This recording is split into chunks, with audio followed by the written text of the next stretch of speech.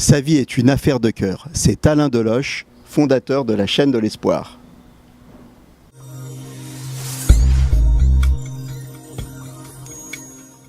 Alain Deloche, vous serez le prochain invité des entretiens médico-sanguins qui seront consacrés au cœur. Alors, dites-moi comment un éléphant blanc a commencé à opérer des enfants bleus. L'éléphant blanc en Asie, dans l'Asie bouddhiste, c'est un animal sacré. Et tout est parti du fait que le roi Sihanouk du Cambodge m'a promu de l'ordre de l'éléphant blanc. Alors l'éléphant blanc est là pour écarter le mal. C'est pas mal pour un médecin, finalement. Donc c'est devenu mon animal totem. Je me sens bien avec l'éléphant blanc. L'éléphant blanc qui est une catastrophe aux États-Unis. Oui. Le white elephant, c'est celui qui loupe tout. J'ai eu pas mal d'échecs quand même aussi. Alors, les enfants bleus. Ah, les enfants bleus. Ça, c'est mon combat. L'enfant cardiaque, et en particulier l'enfant bleu, pour moi, c'est le martyr. Et la problématique est d'autant plus poignante que nous, chirurgiens du cœur, on sait comment réparer ce cœur mal formé. C'est principalement ce qu'on appelle en langage courant la tétralogie de Fallot. Et donc, l'enfant bleu peut devenir rose avec 4 heures d'opération. Ce que vous dites dans un de vos livres, vous dites on ne peut pas priver de tout des enfants qui n'ont rien. Qui n'ont rien, oui. Oui, c'est ça le combat. Mon combat pour l'enfant cardiaque, d'abord, c'est mon métier. Et ce que j'aime bien comme idée, c'est de mettre notre savoir-faire au service d'eux.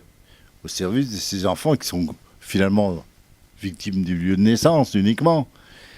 Et surtout que quand même, le geste, je ne veux pas dire il est simple, non, le geste est codifié. Et c'est pas une greffe de moelle ou des choses coûteuses. C'est une opération qui bien sûr, qu'il faut maîtriser. Mais on peut guérir un enfant bleu. Alors c'est ça qui est important. C'est une opération qui guérit. Le geste est fait. Qui guérit. Qui guérit. Et ça, c'est quand même quelque chose, quoi. Priver ses enfants de cette guérison, c'est un combat. Pas facile, hein. Ce qu'il faut dire aujourd'hui, donc, c'est qu'il y a beaucoup de pays encore dans le monde où la chirurgie cardiaque n'existe pas. Oui, je dirais grossièrement, un bon tiers de la planète n'a aucune possibilité dans le domaine de la chirurgie du cœur. Après, la chirurgie de l'enfant, c'est une sous-spécialité. Mais enfin, notre combat, c'est quand même ce tiers de la planète qui comprend une grande partie de l'Afrique, mais quelques pays de l'Asie également, qui n'ont pas les moyens pour soigner ces enfants. Donc c'est une prise de conscience au niveau mondial. D'ailleurs, les grandes associations de chirurgiens entrent maintenant dans ce combat, comme les Américains appellent ça un fardeau. Oui, un fardeau. C'est vrai que c'est intolérable quelque part. Surtout que quand même, une opération codifiée guérit un enfant. C'est pas l'oncologie pédiatrique où il y a des traitements longs, coûteux, dont on n'est pas sûr du résultat. Traiter une leucémie, par exemple, je ne fais aucun parallèle. Mais en tout cas, moi, chirurgien cardiaque, je suis sûr de mon combat. Alors la chirurgie pédiatrique, elle est importante à 2 titres. 1, parce qu'on guérit des enfants.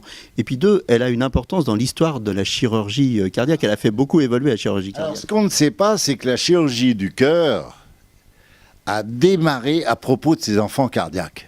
C'est ça, on ne le sait pas, ça. Dans les années 50, en particulier, le pape a été Lillehei à Minneapolis, qui a fait les premières chirurgies à cœur ouvert sur des enfants cardiaques, avec des malformations de naissance. Bon, j'ai vécu ces heures-là. C'était très poignant. L'adulte est venu après.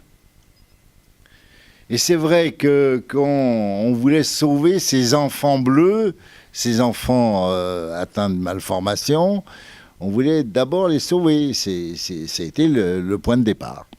Le point de départ, on y revient, la chaîne de l'espoir, comment elle est née. Je crois qu'un jour, il y a une dame qui vient vous voir à Bruxelles, oui, c'est ça ?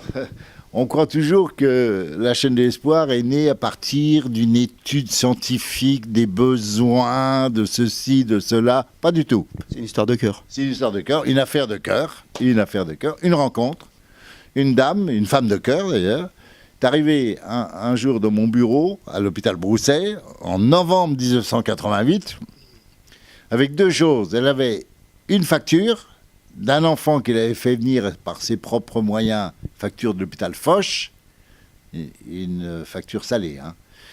Et de l'autre, un dossier d'un autre enfant qu'elle voulait faire venir. Et là, j'ai eu un choc. Au fond, elle a servi de catalyseur, Madame Rouget. Et j'ai dit, Madame, pourquoi faire du cas par cas ? On va créer quelque chose. Tenez, on va l'appeler la chaîne de l'espoir. Et c'est comme ça que c'est parti. C'est comme ça que c'est parti.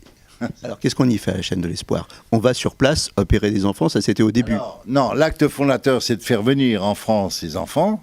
C'est ce qui s'est passé en 88. Et très vite, on s'est donné comme objectif d'opérer l'enfant dans son pays, donc des missions.